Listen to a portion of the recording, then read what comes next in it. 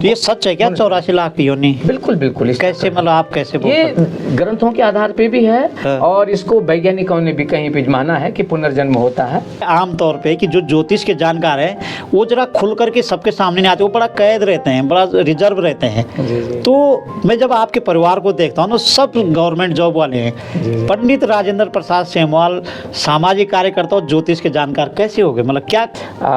लगातार 3-4 साल वहाँ से बच्चे सब फेल होते रहे। 3 साल बाद मेरा भाई निकला वहाँ द्वारिका, जो आपके क्षेत्र में है, पत्रकार भी है वो और उद्यमी भी है, अच्छा काम चल रहा है उसका, उसकी बहुत टीचर है। मैंने कहा भाई मैं दूसरे को आता रहता हूँ, मैं इनके साथ हड़ताल में बैठता हूँ, वहाँ सड़क नहीं थी। सारे सचिव आपके जजमान हैं, यजमान हैं, तो किसी को आप सिखाते नहीं कि यार ये आपदा क्यों आ रहा है, आपदा के लिए कुछ रास्ता निकालो? नमस्कार, आप देख रहे हैं उत्तराखंड टाइम। खास मुलाकात में हमारे साथ आज मौजूद हैं यमुना घाटी के वो व्यक्ति जो ज्योतिष विद्या के जानकार हैं, शिक्षा, सामाजिक, सांस्कृतिक मुद्दों पर काम करते हैं। उनका जो काम है एजुकेशन को लेकर के बड़ा काम है। वो कहते हैं कि शिक्षित व्यक्ति ही समाज का नेतृत्व करता है, समाज में सुधार का काम करता है, और ख़ुद उन्होंने इस तरह के अपने ऊपर इसको प्रयोग किया है। और आज एक जाने माने सामाजिक कार्यकर्ता और ज्योतिषविद हैं पंडित राजेंद्र प्रसाद सेमवाल जी, आपका बहुत बहुत स्वागत है। सबसे पहले तो प्रेम जी आपका बहुत बहुत अभिनंदन, और जो आपकी समाज में परिवर्तन लाने की आपके अंदर ये ललक है। मुझे वो दिन याद आ रहा है जब हम लोग गायत्री शिक्षण संस्थान पुरुला में चलाते थे जी, तो आपकी टीम हुआ करती थी, सांस्कृतिक टीम। हमने बोला अब यूपी में मंत्री थे महात्मा सिंह कंडारी जी आ रहे हैं, तो हमने कहा कौन सांस्कृतिक किसके पास होगा। तो उस दौर में आज से 25 साल पहले की बात है, शायद 26 साल उत्तराखंड नहीं बना तो उसके बाद बना। तो तब पुरोला में हमने महात्मा सिंह कंडारी को बुलाया था 1997 में। 97 की बात है, 97 की बात है, ठीक ठीक आपको ध्यान है, याद है। तो मुझे अभी अचानक याद आ गया कि आपका जो जीवन का सफ़र है, तो तब हमें कहीं नहीं मिले थे सांस्कृतिक, कोई नाचना नहीं चाह रहा था। हमने कई जगह गांव वालों को बोला कि आज मंत्री जी आ रहे हैं, मंत्री जी आ रहे हैं पुरोला में, चलो तहसील में जो है हमको कार्यक्रम दिखाना है मंत्री जी के पास, कि नहीं खाली ढोल बजाने वाले आएंगे और नाच गान हम कुछ नहीं करेंगे। तो उस दौर में आप तैयार हुए, आपने कपनोल से एक टीम लाई थी और एक देवता की एक प्रतीक चिन्ह बना करके लाया था। तो उस समय आपने वहाँ पे, चलो उसमें हम बाद में बात करेंगे। मुझे सिर्फ ये जानना है आपसे, आज का जो पॉडकास्ट है ये खास इसलिए है कि 2 विधा आप में दिखाई देती है। एक तो आप ज्योतिषाचार्य हैं, दूसरे में आप सामाजिक कार्यकर्ता भी हैं। क्या है आम तौर पे कि जो ज्योतिष के जानकार हैं वो जरा खुल करके सबके सामने नहीं आते, वो बड़ा कैद रहते हैं, बड़ा रिजर्व रहते हैं। तो मैं जब आपके परिवार को देखता हूँ तो सब गवर्नमेंट जॉब वाले हैं। पंडित राजेंद्र प्रसाद सेमवाल सामाजिक कार्यकर्ता और ज्योतिष के जानकार कैसे हो गए, मतलब क्या ऐसी क्या घटना घटी? प्रेम जी, मेरे दादाजी, मेरा लालन पालन मेरे दादाजी ने करा। अच्छा। कि मैं अपने पिताजी का जवानी में हो गया था, तो मेरे पिताजी अपने इधर पंडित आई और नौकरी में रहे जी। तो दादाजी ने मेरा पालन किया। तो मेरे दादाजी हमेशा मेरे पिताजी को बोलते थे कि नौकरी मत कर बेटा, नौकर बेटा वो है कि जो इधर नौकर लगाता है उधर नौकरी नहीं करता है। अब मेरे पिताजी को, हाँ, तो मेरे भी मैं उसी समय से बस गया था कि मैं कभी नौकरी नहीं करूँगा। हालांकि मैंने जब बजफेलाल जोंठा जी पर्वतीय विकास मंत्री थे तो हम लखनऊ गए, हाई स्कूल खुलवाया हमने उस समय। तो हमारे यहाँ जो प्रिंसिपल थे, नए प्रिंसिपल गैरुला जी, विशेश्वर प्रसाद गैरुला जी, तो उन्होंने मुझे वहाँ नौकरी लगवा दिया मेरे पिताजी को बोल करके कि नौकरी लगाओ इनके यहाँ। अच्छा। मैं ज़बरदस्ती पिताजी का कहना, क्योंकि मैं पिताजी का आज्ञाकारी रहा हूँ, मैं नहीं बोल पाऊंगा, ये किसी से पूछ लेना आप। मेरे पिता ने जो बोल दिया, मेरे माँ ने जो बोल दिया, क्योंकि पुत्र वही है जो पिता और माँ के चरणों का अनुरागी है, ये हमने रामायण से सीखा है। तो मेरे पिताजी ने चाहे मुझे गलती बोला होगा जी, तो फिर भी मैंने उनकी बात सुनी। मेरा दिल्ली में ज्योतिष कार्य था, मुझे पिताजी ने वापस बुलाया, मैं वापस आ गया दिल्ली। अच्छा। में मेरा उस दौर में 99-98 कुंभ करके गए थे, दिल्ली में मैंने ज्योतिष कार्यालय खोला था। अच्छा। तो मेरे पिताजी का प्रमोशन हुआ, घर में जो है जजमानी थी, देवता का पूजा थी, तो मुझे घर आना पड़ा अपने पिताजी के आदेश अनुसार। फिर बड़कोट में मकान बनाया, फिर हमने कहा इधर, फिर उसके बाद उत्तराखंड आंदोलन पे लग गए हम लोग। तो मैं बता रहा हूँ उससे पहले की बात, जब मेरी वहाँ नौकरी लगी थी।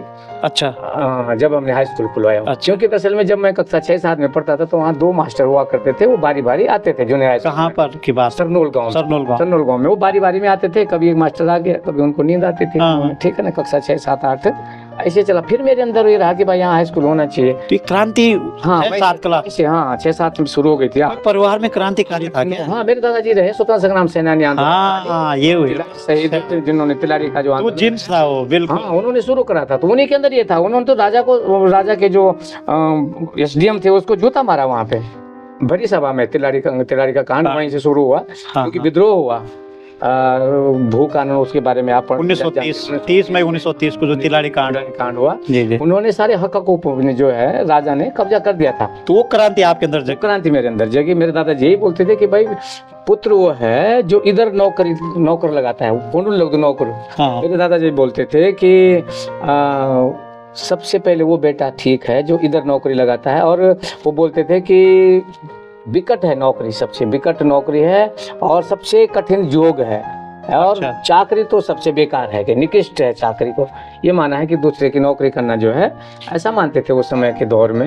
अब दौर बदलता गया, अब सब लोग सरकारी नौकरी की ओर भाग रहे हैं, जबकि वाकई में बात हुई थी कि हमने जो है अपने काम पे आना था, अपना काम जो पहले वाला विधा था वही शुरू करना पड़ेगा हमको। बिल्कुल भाई इतने सब लोग पढ़ रहे हैं, सबकी नौकरियां थोड़ी लगेंगी, लेकिन अपना काम भी होना चाहिए। अपने खेती बाड़ी है, अपना उद्योग धंधा है, जैसे अब हमारे लोग जा ही रहे हैं पशुपालन में और उद्यान में, जैव कृषि में, बहुत से लोग जा रहे हैं। तो स्कूल खुलवाने से शुरुआत हुई सामाजिक कामों की। फिर स्कूल को खोला हम। बरफेलाल चौंठा जी के जो हैं उनको श्रद्धांजलि दे रहे हैं। उन्होंने उस समय हमारे उत्तरकाशी जिले में 6 हाई स्कूल खुलवाए थे, गुड़ोली है, कंडारी है। अच्छा। हाँ हाई स्कूल खुलवाए थे। फिर उसके बाद वहाँ पर टीचर आए, फिर मेरे भैया लोग पढ़े, फिर हमें जैसे जो हमारे ऊपर गुजरी, तो हमने वहाँ पे मास्टरों को टाइट किया, भाई ठीक है पढ़ाओ, तुम्हारा जुम्बर ये पढ़ाने के। कोई बिहार के थे गणित के लोग, तो उन्होंने पढ़ाया। फिर उसके बाद जो है सबसे पहले जो है हाई स्कूल से लगातार 3-4 साल वहाँ से बच्चे सब फेल होते रहे।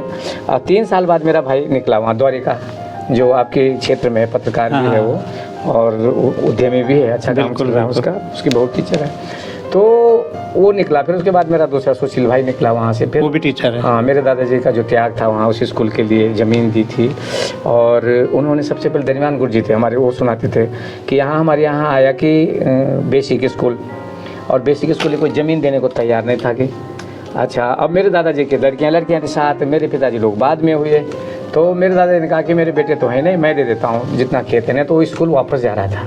अच्छा। बेसिक स्कूल जब उस दौर में खुला, हमें वो बात रही होगी शायद, मेरे ख्याल से 70 की बात रही होगी।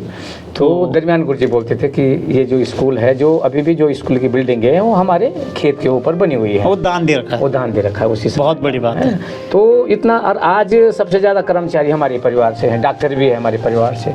ये त्याग वहाँ से शुरू हुआ। तो और क्या क्या गतिविधि करते हैं आप सामाजिक? उसके बाद मैं सामाजिक क्षेत्र में, उस समय मैं नवयुवक मंगल का अध्यक्ष रहा वहाँ, फिर जिले में आया। फिर वहाँ की गतिविधियाँ जो है, जो भी सड़कें थी, छपुटियाँ थी, है ना, ये मैंने 98-99 में वहाँ के, और फिर रोड के लिए हमने आंदोलन करा। फिर उत्तराखंड आंदोलन से मैं जुड़ गया था, फिर दिल्ली वगैरह अपना जो है संस्कृत से पढ़ाई करी। फिर उसके बाद मैं इधर उत्तराखंड आंदोलन से जुड़ गया था, उत्तराखंड हुआ। फिर उस समय हम यहाँ पे, फिर मैं देहरादून में आ गया। फिर उसके बाद जो है अपने गांव में संस्कृति के लिए और स्कूलों के लिए, इंटर कॉलेज के लिए लड़ते रहे हम लोग। सड़क के लिए, सड़क उस समय में बीडीसी मेंबर था 2003 में। अपने खंडूरी जी थे सड़क परिवहन मंत्री, हमारे यहाँ सबसे पहले सड़क का आवागमन था। मैंने धरना दे दिया खंडूरी जी का, मेरे गाँव को फर्स्ट रोड भाटिया की, दूसरी सरनोल की है। अच्छा। पूरे देश में जो प्रधानमंत्री सड़क में स्वीकृत हुई। क्या बात है। 2003। तो मतलब आप धरना देने से भी नहीं डरते, वो दादाजी के गुण आप पे दिखाई देते हैं। हाँ बिल्कुल बिल्कुल, तो ये बड़ी बात है। लेकिन इसके साथ साथ ना बहुत अद्भुत व्यक्ति हैं आप, कमाल के व्यक्ति हैं। इसलिए भी कह सकता हूँ मैं कि जो सोशल वर्कर है, सामाजिक कार्यकर्ता जो होता है, वो ज्योतिष विधा में किनारे हो जाता है। यदि वो ज्योतिषाचार्य है तो वो सामाजिक काम नहीं करता, उसको लगता है कि मैं रिजर्व रहूँ। अधिकांश ज्योतिषाचार्य, आचार्य, गणितज्ञ, ये जो विद्वान लोग हैं, जो संस्कृत के और ये हमारे जो पूजा पाठ की विधा है, जो हमारे जो ये सनातन धर्म की जो विधा है, उसके जो पुरोधा हैं, जो नेतृत्व करने वाले लोग हैं, अपने को बहुत सीमित कर देते हैं। आप में ऐसा है नहीं, आप कहीं भी किसी भी समुदाय के बीच में चले जाते हैं, पूजा भी कर देते हैं और उनको सिखा भी देते हैं। मतलब ऐसा कैसे करते हैं आप, मतलब मैनेज कैसे करते हैं कि ज्योतिष में भी? प्रेम जी, ऐसा है कि ज्योतिष शास्त्र एक नेत्र है, अच्छा, समाज का भी और पूरे वेदों का भी। जी। ठीक है ना। तो ज्योतिष जो है नेतृत्व, जैसा नेता जो है समाज का नेतृत्व करता है, ऐसी ही ज्योतिष है, ज्योतिष भी समाज का नेतृत्व करती है। जी। ज्योतिष प्रत्यक्ष विषय है। अच्छा। ज्योतिष ने लिख दिया कि 5:06 पर सूर्य अस्त होगा तो होगा, और 20 तारीख को 5:06 पर सूर्य ग्रहण होगा तो होगा। ये तो प्रत्यक्ष शास्त्र है, ज्योतिष तो प्रत्यक्ष शास्त्र है। अच्छा, अब मेरी जो बात रही है वो मेरा ये दादाजी, मेरे पिताजी, हमारा सब, मेरे भाई बहन, सभी लोग, हमारा ये ऐसा काम है, पुश्तैनी काम समझो आप, है ना। तो कुछ मैंने पढ़ा भी, वेद मैंने मेरे दादाजी के भी गुरुजी रहे, उन्होंने वेद मेरे दादाजी को पढ़ाया, मेरे पिताजी को, तीनों पीढ़ी के एक ही गुरुजी हैं, भगवती प्रसाद जोशी, गढ़ बरसा लेके हैं, उनके अच्छा। बेटे डॉक्टर हैं अभी। तो वेद और ज्योतिष जो है हमको तीनों ने एक ही ने सिखाया, एक ही गुरुजी रहे हमारे तीनों। क्या बात, 3 पीढ़ी को? हाँ, 3 पीढ़ी को एक ही गुरुजी, बड़े विद्वान गुरुजी थे बेचारे, अब उन स्वर्गवास हो गए। तो फिर हमें ये जरूर करके सीखना पड़ता था, बहुत ज़रूरी है, और अपनी पूजा पाठ के लिए। फिर दूसरा मेरे अंदर ये सामाजिक, एक मैं चाहता हूँ कि समाज में समरसता है। जी जी। जैसे अब देखो हमारे ऊपर जो आक्रमण हुआ, हिंदू संस्कृति कहाँ पे कम हुई, और जो आज पूरी दुनिया में हिंदू कम हुआ, वो किस कारण हुआ, ये सब जानते हैं कि हमें ये जातिवादी का, जाति प्रथा का जो ये एक जहर है वो घोल दिया गया हमारे बीच में। ये तथाकथित मनुष्य जी की, जहाँ जितना मेरा ज्ञान है वेदों में, पुराणों में हमने अध्ययन करा, मैं भी 50 साल का हो गया हूँ और अध्ययन कर रहे हैं। हमारे घर में कल्याण है, सारे ग्रंथ हमारे घर में जी जी। वेद हैं। तो मेरा बचपन से ही उन पे थोड़ा सा पढ़ने का समय निकालता था। जी। अच्छा, फिर प्रोफेशनल भी मैं उसी में आ गया हूँ। जी जी। मैं कुछ दूसरा काम शुरू करना चाहता था, नहीं हो पाया, बिजनेस करना चाह पाता, या राजनीति में भी सेट नहीं हो पाया। तो ये हमारा पुश्तैनी है, शायद मेरे भाग्य में भी यही था। मेरे दादा ने भी यही कहा था कि तुम यही करोगे, न चाकरी करोगे, तुम्हारे लिए देवता की पूजा करना और पूजा पाठ करना, तुम्हें कोई कमी नहीं आएगी, और ना आज कमी है भगवान की कृपा से। इसी विषय में सम्मान हो रहा है। आप जैसे लोग, गांव के लोग, जी, शासन के लोग, प्रशासन के लोग इसी विधा पे हमें मानते हैं, जो प्रणाम भी करता है। नहीं कोई इतने बड़े नेता नहीं, थोड़ी हमने कुछ नहीं, इतने बड़े विद्वान हैं, लेकिन जो भगवती की कृपा हमारे ऊपर है, उसी की भगवती की कृपा के चलते जो है हमें लोग मानते हैं। तो मैं जाति प्रथा पे आ रहा था जी। कहीं पे भी नहीं लिखा है, ये मनुस्मृति जो किसी ने बनाई, ये तथाकथित हमको तोड़ने के लिए बनाई गई हो। बिल्कुल। वो एक जो है, जो ये विद्वान ज्ञानी लोग थे, वो उन्होंने थोड़ा बहुत बन गए, कोई कुछ बने, उन्होंने जो है वो जबरदस्ती लिख दी। वो मनुस्मृति जो लिखी है वो जबरदस्ती लिखी गई है, जिस पे एक बार आपने चर्चा भी कराई थी रुलक में। जी, ठीक है ना। तो उसमें भी बड़े काफ़ी अच्छे विद्वान बुलाए थे अपने देश और दुनिया से। तो इस पे मेरा भी यही विचार था कि ऐसा है कि ये एक बाप के 4 बेटे हैं। एक जो है, एक का काम है पढ़ाई लिखाई पे, पढ़ने लिखने पे, ठीक है ना, चल भाई तेरे पास पढ़ाई लिखाई का काम, तेरे को ब्राह्मण बना दिया, ठीक है। दूसरे के पास जो है खेती बाड़ी का मजबूत है, वो खेती बाड़ी कर रहा है। तीसरा कोई व्यापार का काम है, ठीक है ना, वो व्यापार का काम कर रहा है। और चौथा थोड़ा सा वो कमजोर है, उसके पास सेवा का कार्य दे दिया, ठीक है भाई तू ज़्यादा पढ़ाई लिखा नहीं तो अपना इधर आसपास सेवा कर। एक बाप के 4 बेटे हैं। और गुरुकुलों में भी यही प्रथा थी। अच्छा, गुरुकुलों में भी ऐसे जो आप फिर आज दोबारा आ गई वही प्रथा। आज गुरुकुलों में भी कोई भेदभाव नहीं है, वो बीच में मनुस्मृति आई।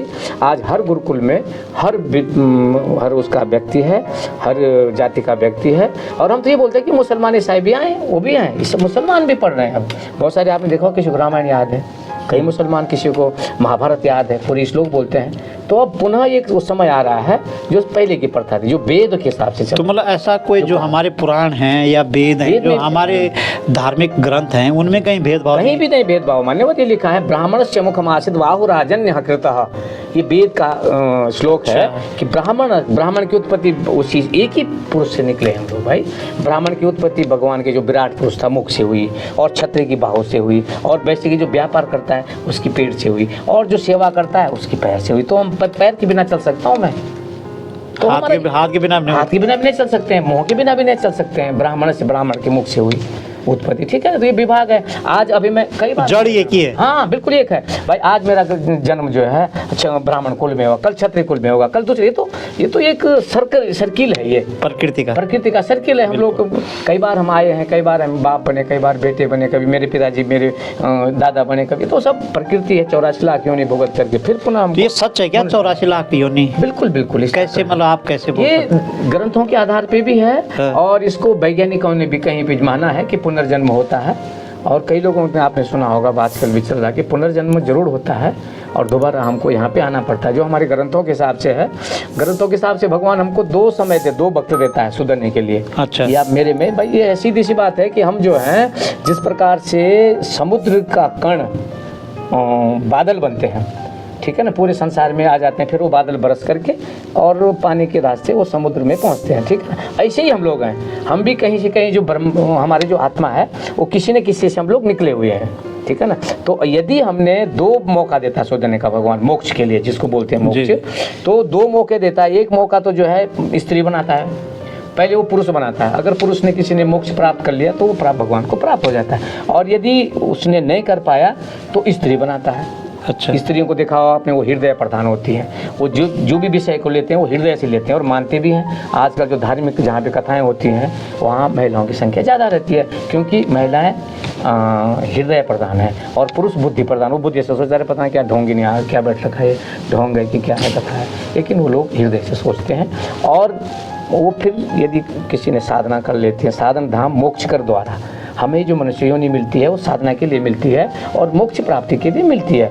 इतने पीरियड में जिसको जो समय मिला आपको, उसमें आप अच्छा काम करके और आप फिर पुनः जो है भगवान को प्राप्त हो। फिर अगर भगवान की इच्छा होगी आप अच्छे, फिर आपको दोबारा भगवान वहाँ से भेजेगा, आपकी आत्मा को दोबारा फिर अच्छे घर में आपका जन्म होगा और आपको बड़ी अच्छी सुविधाएं मिलेंगी और फिर भी आपके लिए जीवन सफल। तो माना कि जैसे आप ये प्रवचन करने वहाँ जा रहे हैं, जो आपने भी प्रवचन सुनाए हैं, और वहीं फिर आपको सामाजिक काम करने भूख हड़ताल पे बैठना पड़े, तो कैसा मैनेज करते हैं? ये बिल्कुल। अभी मैं मुझे लोगों ने बोला ना कि जब आप राजेंद्र प्रसाद सेमवाल के इंटरव्यू लेंगे तो उनको यही बोलना कि पहले तो आप वहाँ प्रवचन सुनाने जा रहे हैं, फिर वहाँ के लोगों की सड़क नहीं है, कुछ नहीं, फिर आप वहाँ भूख हड़ताल में बैठे, तो कैसे करते हैं मैनेज? क्योंकि अधिकांश जो ज्योतिषाचार्य है वो तो बिल्कुल पर्दे में रहते हैं।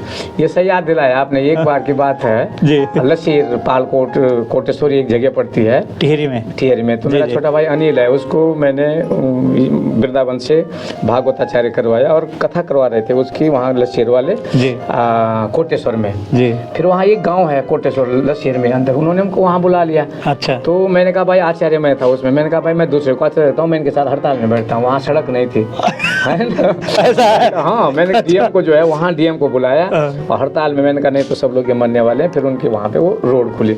अभी जनवरी में 14 जनवरी में हमारी कथा वहाँ थी, क्या नाम, पिथौरागढ़ में। तो पिथौरागढ़ में एक राम कथा थी, एक भागवत कथा थी। तो उस गाँव में जो है बहुत मेहनती है, वहाँ थल के ऊपर एक गाँव पड़ता है, बलतीर गाँव ग्राम है, जहाँ बाली जी ने तपस्या करी है। बहुत पवित्र क्षेत्र है साहब, वो भी बड़ा विलक्षण क्षेत्र है। और वहाँ से कैलाश मानसरोवर का रास्ता है, बिल्कुल, जो भी मोदी जी ने ओम पर्वत, वही श्रृंखला है वो। जी जी। तो वहाँ बड़ा आनंद ऐसा, वो इतने मेहनती लोग हैं वहाँ, खेती किसानी वाले लोग हैं। तो मैंने वहाँ डीएम है, वहाँ जोशी मैडम है और बरनवाल जी एडीएम है। तो मैंने कहा बरनवाल साहब यहाँ पे इनकी जो है इतना मेहनत करते हैं लोग, इनको कुछ सरकारी योजनाओं का लाभ उठाओ। तब उन्होंने वहाँ पे, मैंने वहाँ का अधिकारी को फ़ोन किया जो आजीविका का अधिकारी था, और वहाँ पे हमने कहा सब इनके जो है आप सेल्फ हेल्प ग्रुप बनाओ, स्वयं सहायता, जो लखपति दीदी चल रही है मोदी, इन्हीं को लखपति बनाओ। हाँ, इनको लखपति बनाओ, जो काम कर रहे हैं, बहुत अच्छा काम कर रहे हैं। अच्छा। तो उसी जितने दिन तक कथा रही उतने दिन तक उनके भी शिविर लगे और सब वहाँ उन्होंने 15-20 स्वयं सहायता समूह। तो दर्शकों, ये अद्भुत किस्सा है कि एक ज्योतिषाचार्य जब प्रवचन करते हैं तो उनको सामाजिक ताने बाने को भी बुनते हैं वहाँ पे। तो ये अद्भुत बात है सेमवाल जी आपके साथ। तो ये आप, अच्छा, तो ये बड़ी विचित्र बात है कि सारे सचिव आपके यजमान हैं। तो किसी को आप सिखाते नहीं कि यार ये आपदा क्यों आ रहा है, आपदा के लिए कुछ रास्ता निकालो? नहीं, दरअसल में ये है, मैं हम बोलते भी, मुख्य सचिव राधा रतुड़ी तो अब है नहीं, बहुत अच्छे हैं, रविशंकर साहब से लेकर के अब गुप्ता जी से लेकर के, हाँ, विनय शंकर पांडे जी, ये सब आपके यजमान हैं। इनको आपने बोला नहीं कि आपदा के लिए कुछ नई योजना बनाओ? नहीं, लगे हैं वो लोग। दरअसल में मान्यवर, मैं ये चाह रहा था कि आपदा क्यों आती है। एक तो दरअसल में ज़्यादा आदमी भोगवादी ज़्यादा हो गया, आवश्यकता आदमी ने अपनी ज़्यादा बढ़ा दी है। अब आवश्यकता ज़्यादा बढ़ेगी तो परेशानी हो जाएगी। नहीं, इन अधिकारियों को आपने सिखाया नहीं कभी? नहीं, अधिकारी लोग तो लगे हैं बेचारे, उन्होंने क्या करना है, वो तो दैवी आपदा, भगवान को उन्होंने थोड़ी बोला कि दैवी आपदा भगवान जी नहीं, हम ये कह रहे हैं नहीं, लोग सवाल उठा रहे हैं कि अगर केदारनाथ में हवाई यात्रा बंद कर दें तो थोड़ा आपदा कम हो सकती है। नहीं, अब वो तो इन मुख्य सचिवों को, तो जनता की मांग है मान्यवर, वो तो आप बंद कर देंगे, जनता कल बोले नहीं हेलीकॉप्टर से जाए। अभी आप यमुनोत्री के लिए वो ट्रॉली की मांग करें, हेलीपैड बना रहे हैं वहाँ, वो जनता की मांग है ना साहब, वो तो जनता की मांग करेंगे ही पूरी। वो जनता के सेवक है ना, जैसे आप लोग बोलेंगे ऐसा करेंगे ना वो। अब आप यमुनोत्री में वहाँ पेड़ नहीं, आपको लगता है कि केदार हवाई यात्रा होनी चाहिए उत्तराखंड में? अब ये तो दरअसल में लोग वो बिल्कुल नहीं होनी चाहिए, मैं तो ये बोलता हूँ कि नहीं होनी तो चाहिए। यही आप बोलो ना उनको, बिल्कुल, ये सारे जज्म ये यजमान ये बोलो आप उनको कि आप लोग पैदल जाओ वहाँ। ना। तो पहले जनता ने बोला होगा, मतलब आज हम यमुनोत्री के लिए लड़ रहे हैं, आप लोग आप ही ने बोला है कि नहीं वहाँ हेलीपैड बनना चाहिए, वहाँ ट्रॉली लगनी चाहिए यमुनोत्री। ऐसे ही किसी ने तो बोला होगा कि नहीं नहीं यहाँ हेलीपैड बनना चाहिए केदारनाथ में, पब्लिक ने बोला होगा, पब्लिक ने मांगा होगा। पहले पब्लिक की मांग के अनुसार जो भी योजनाएं बनती हैं, जो भी शासनादेश बनते हैं, पब्लिक मालिक है ना। पब्लिक ने बोला कि यहाँ पे हेलीपैड बनना चाहिए, हेलीपैड बन गया। तो ये बड़ी कमाल की बात है कि आप जब प्रवचन करते हैं तो सामाजिक मुद्दों को आप लिस्ट बना देते हैं वहाँ पे। कैसे पता चलता है आपको कि यहाँ ये समस्या ये है? सब प्रभु की इच्छा, फिर लोग बोलते हैं। जैसे आपने कहानी सुनाई वहाँ की, हाँ, वहाँ की, ये बलतीर कोई में, और हाँ। कहानियाँ हैं क्या ऐसी? बलतीर में हाँ कई हैं ऐसी। एक आध कहानी और सुना दीजिए हमारे दर्शकों जीवन में कई बार उतार चढ़ाव। अभी हमारा क्षेत्र है, अभी एक बढ़िया बहुत अच्छा ऐसा क्षेत्र है, पिछड़ा हुआ क्षेत्र है। आपके कांग्रेस के एक टमटा जी के बेचारे एक बार वहाँ वो भी गए थे, प्रदीप टमटा जी गए थे, और मैं उनके लिए स्पेशल मुख्य सचिव बडियाड़ वालों के लिए मैंने कहा यहाँ बहुत से शिविर लगना चाहिए, आप भी आए 1-2 शिविरों में। तो वो मैं बडियाड़ वालों के लिए वहाँ पे मुख्य जो यहाँ पे बहुत से शिविर लगाता हूँ, क्योंकि उनके बेचारों को बहुत 8-10 किलोमीटर पैदल चलना पड़ता है, और वहाँ सरकारी योजनाओं का कोई लाभ ही नहीं पहुँचता है। जो जिले के पहले तो जो जिले के आसपास गांव हैं उन्हीं को पहुंचता है, अधिकारी वहीं तक जाते हैं, उससे आगे नहीं बढ़ते हैं। फिर पुरोला के जो आसपास हैं वो वहीं से जाएंगे, आगे जाते हैं, गुंदियारगढ़ तक पहुंचते नहीं हैं, तो सरबडियाड़ तक तो कहाँ योजनाएं पहुंचेंगी। तो मैं प्रत्येक साल वहाँ पे कोशिश करता हूँ। अब जब से थोड़ा कोरोना हुआ तब से थोड़ा सा नहीं वाले, तो पहले आप भी आए 2-3 शिविरों में, मैं पूरे जिला का DM का वहाँ पे शिविर लगाता हूँ कि वो लोग जो है वहाँ पे कुछ न कुछ विकास की किरण पहुँचे। बिल्कुल बिल्कुल। तो अच्छा, ये पहला व्यक्ति है कि जो प्रवचन करते हैं और सामाजिक कामों का ताना बाना बुनते हैं। कोई ऐसा मंत्र आप, कोई ऐसा हमारे शास्त्र में कोई ऐसा है कि जो समरसता की बात करता है, ऐसा कोई श्लोक है? बिल्कुल बिल्कुल, तो वो सुनना चाहेंगे हमारे। नहीं तो लोग क्या कहते हैं कि श्लोक में भेदभाव है। नहीं, कोई भेदभाव नहीं है। जन्मना जायत शूद्रः संस्काराद् उच्यते। जन्म से सभी शूद्र होते हैं। संस्कार, पुंसवन संस्कार, कर्ण भेदन संस्कार, चूड़ाकर्म संस्कार, संस्कार से हम उसको द्विज बनाते हैं। मेरा भी जब जन्म हुआ तो उस समय मैं शूद्र था, अशुद्ध था, लेकिन पवित्र मेरा स्नान हुआ, मेरा पुंसवन संस्कार हुआ, उससे मेरे को द्विज बनाया गया। द्विज मानी इंसान बनाया गया, ठीक है ना। द्विज केवल पक्षी को और इंसान को कहा है, जिनको एक दूसरा जन्म होता है। बिल्कुल। एक वो पक्षी जब अंडे में होता है तो उसको दूसरा जन्म होता है जब बाहर आता है, ठीक है ना। ऐसे ही इंसान है, इंसान का जब संस्कार के बाद जो है उसको द्विज बनाया जाता है।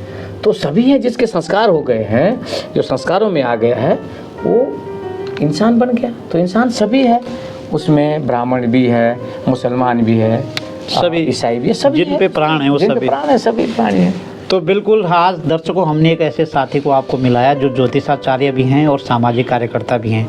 उनको बिल्कुल भी तनिक भी ये गुरेज नहीं होता है कि अगर वो कहीं प्रवचन करने जा रहे हैं तो वो सामाजिक काम को पहले नंबर पे रखते हैं। बिल्कुल, वो बोलेंगे प्रवचन कल करो। बिल्कुल, प्रवचन तो जो है हमको जीवन की बात कल कर लेंगे। बिल्कुल, आज उस मुद्दे पे बिल्कुल काम होना चाहिए, लोगों की समस्या का समाधान होना चाहिए, लोगों की समस्या का समाधान होना चाहिए, और ऐसे ज्योतिषाचार्यों की यहाँ उत्तराखंड में जरूरत है। आज के एपिसोड में बस इतना ही। अगली कड़ी को लेकर के ऐसी किसी खास मेहमान से आपको मिलाएंगे, तब तक के लिए अनुमति दीजिए। नमस्कार।